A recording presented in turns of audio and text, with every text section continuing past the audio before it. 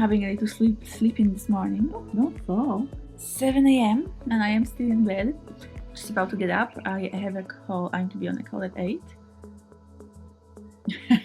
But no working out this morning, which is very unusual for me. Puss, will you settle? She won't settle. Oh, maybe. So it is my time of the month.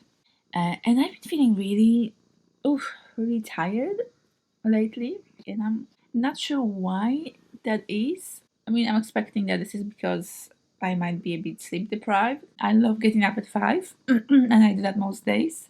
But I usually don't go to bed early enough to give myself a full 7 or even 8 hours sleep. I usually get more like 6 hours sleep, and I feel like that's probably not enough for me. But right now I'm also bleeding, so that might be adding to my fatigue.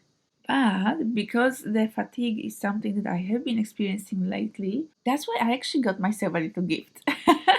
I got a Fitbit. It arrived yesterday. I was actually hiking. I was speaking to one of the ladies, and she mentioned that she got herself a Fitbit and that she's been using it and it's been counting steps. It's been measuring her sleeps and giving her like a sleep score. As in, she wakes up in the morning and she learns about how good her sleep was, and because it measures different things between how long she spent in the REM sleep, etc., and just the overall quality of sleep, I guess. And that really interested me, and because I thought, wow, if I can learn how good the quality of my sleep is, then I can probably improve it. And today we are going to see how I did, how the Fitbit, how it measured my sleep, and how we did.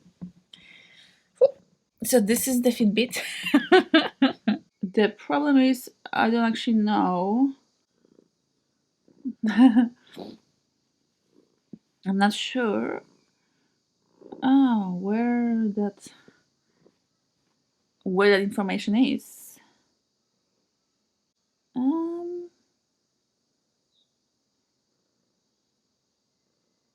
The first thing I did when I got the Fitbit was to do my ECG. You can check your ECG. It measures your heart activity or something like that. So that was the first thing that happened when I put my Fitbit on. But it just told me that my heart was fine.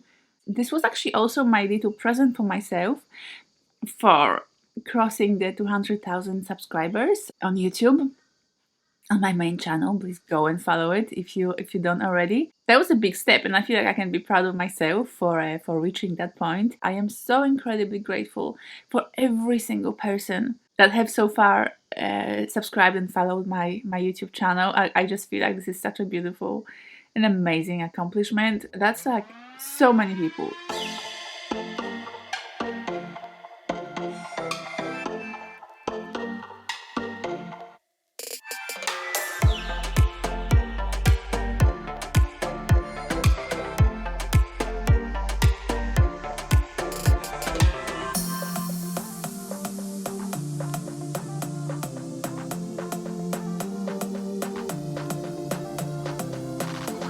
Good morning, how are you?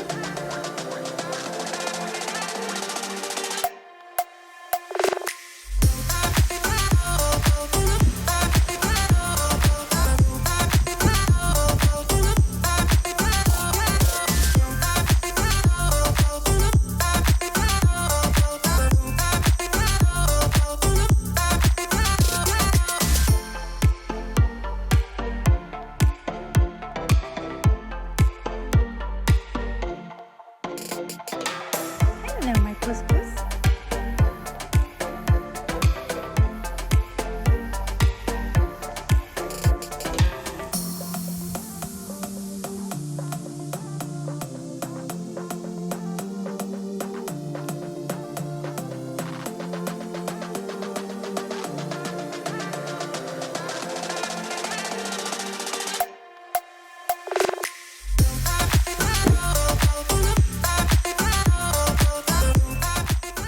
So, 200,000 subscribers, that's a milestone.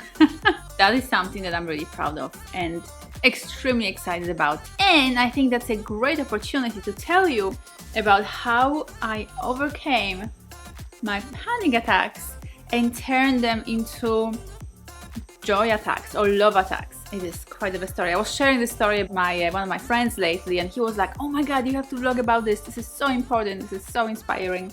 So here we are, sitting on the floor, talking about that.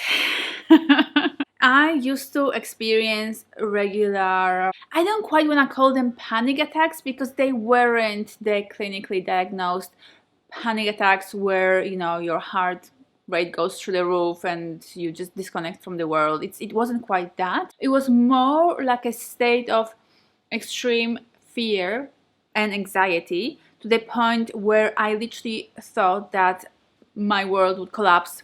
I would I would lose my income and I would end up living under a bridge. Like literally that was the image I had in my head. Me, homeless, under a bridge, browsing through people's rubbish for scraps of food. A bit ridiculous, really, to think about it, because like how would it ever be this bad? How would I ever get to that kind of low point? I mean, even if my business was really, really struggling, I would just get a part-time job. Like I have skills, I have degrees.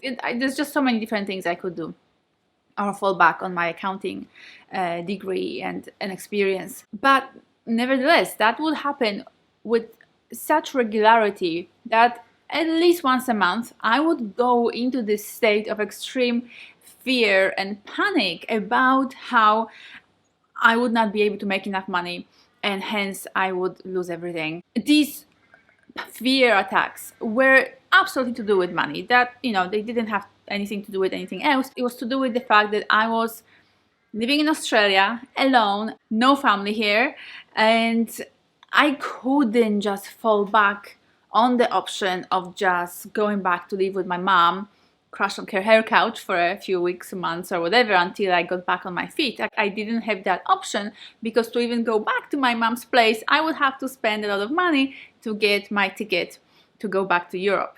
And so many times I felt sort of envious of all of my local friends here who did have that options, who knew that they could, whatever happened, they could just crash, on mom's couch. I've been self-employed for over 10 years now. First, 10 years ago, when I first left my employment, back when I was doing accounting, I was back then running a business with my then partner. We were basically importing goods from Europe. I wasn't passionate about that business at all, but I ran it for 3 years and I learned a lot about business at that stage. So that's what really gave me the balls and the courage and the skills to create my own business when I realized that I wanted to be a sexologist and a tantra practitioner. So I'm really grateful for that school of business, practical school of business, but that wasn't my passion. This business is. So for the last 8 years, I've been running this business. And as any business owner will tell you, businesses have their ups and downs. The nature of the income in a small business is that sometimes you're doing great and other times, like, you're not doing so great. So there are times when you have an amazing month and everything is going fantastically well, and at other times you're just sitting there wondering, where are the clients, where are the calls, where is the income, where are the sales, because they just aren't coming through. And that's what was happening to me. Except every time I had a bad day or even 2 days, I would go into that place of extreme fear. In a bad week, oh my God, like that was surely a sign that I was going under. On such a regular basis, I was just going into that dark place of just anxiety and panic and absolute fear of losing everything and finding myself broke, homeless, unable to pay my bills, and not knowing what to do. My way of responding to those panic/fear attacks was to hustle. I would not stop, I would not rest, I would not put my attention anywhere else than my business until I figured out how to make more money. So at those points, I would just sit down and brainstorm and then get to work and hustle. And because of that, I did build a lot. When it comes to my business, I've got a lot of content that I created. I've got a lot of online courses that I'm selling. I've got, a beautiful website. There's just so much that I created and built in those times, and I am grateful for that. However, it wasn't all good, because when you hustle from a place of fear, stress, and anxiety, you're just basically making it all harder for yourself. I didn't know it back then. I do know it now, that there's a big difference between hustling from a place of stress and fear, from that low vibration of lack and scarcity and not having and needing, which is exactly what I was doing, and between working, hustling or just working at a leisurely pace from a place of love, joy, gratitude, anticipation that amazing things will come, and trusting the universe or whoever you trust, that things will go your way. These are very, very different ways to run your business, run your life. The point that I want to make here is that I actually managed to turn those panic attacks or fear attacks into love attacks. And they stopped happening. I think it's been at least 2 years now that they stopped happening. And what I'm experiencing now, actually, instead of this constricting, horrible fear and panic that basically kind of shuts me down in a way, instead of that, I'm actually experiencing love attacks. And what I mean by that is I could be just driving somewhere, or just thinking about whatever, or not thinking much. Like, I love to practice mindfulness when I drive and just be noticing, just be in my car driving, noticing, being present in the experience. So anyway, especially in those moments, I might just suddenly and spontaneously experience this sense of my heart just opening and my whole system being just flooded with the sense of love and joy and peace and gratitude and excitement. And I don't even know what it is about, but it just feels so amazing. It's just this sense of deep gratitude to be alive. Just like, really, that's it. But you might be asking how I did that, how I went from one extreme to the other one. A lot of work on myself, personal growth, personal healing. I think about 4 years ago, I made a decision that I was done with living with that fear. And when I made that decision, I decided I'm gonna do whatever it takes to turn that around and to change it and to get past it finally, because I was so sick and tired of being scared. Because I knew at that point I had done already enough studying and learning about manifestation and law of attraction and the mindsets of successful people, and how they don't obsess and stress about how they don't have enough, but they actually focus on gratitude and anticipation of the amazing things that are coming to them, whether they see any manifestation of those things, at that point or not. So I knew, like rationally, I knew that that it wasn't helping me, had to have those panic attacks, and that I wanted to turn that around. But I needed to teach my body and to recondition my body to know the same thing, because your brain can know it, but if your body doesn't know it, you'll still carry on habitually with what's old, with the fear, with the scarcity, with mentality, with the contracted little state of I need, I want, I don't have. So back then, just over 4 years ago, I started to obsess over this idea of moving past the fear. And I feel like that's how hard I had to focus on that, to make it into almost an obsession. Like my number one goal was to live without fear. And I did that with so much work.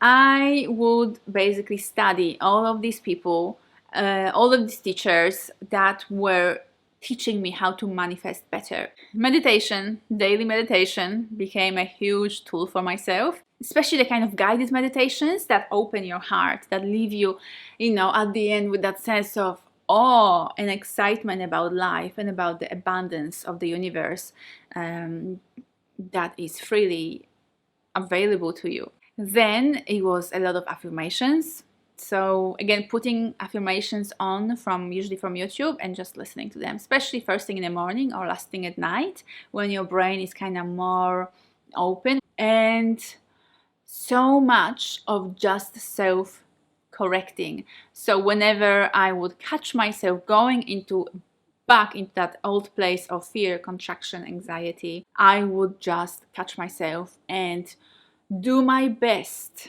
to shift into a place of peace, calm, appreciation. I'm fine, good things are coming, things keep getting better, I am making more and more money, things are wonderful and everything's coming together, and I trust, just like my tattoo says, I trust and I am protected, and all the forces of the universe want to continuously come together to help me and support me into creating whatever I want and desire in life. And then slowly, not only the panic attacks stopped happening, but a bit later, those joy and love attacks started happening. So now I do live with a deep sense of peace and serenity and trust in the amazing force of the universe that is loving me and supporting me and helping me out on this journey. And in a way, that milestone of reaching 200,000 subscribers on YouTube is just so significant and indicative of how far I've come. And it's just such a beautiful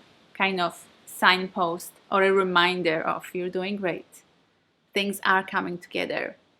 It is all part of this manifestation. So thank you so much for listening to this very deep and personal share about how I managed to turn my fear/panic attacks into the kind of life that opens my heart in so many different ways. I hope that this helps you, maybe even inspires you. If it does, please leave me a like and a comment below. I love interacting with you guys. I love reading your comments and I love responding to them, and I always respond personally. Make sure to also subscribe to not miss my future thoughts popping out of my brain. And I wish you a wonderful, wonderful day.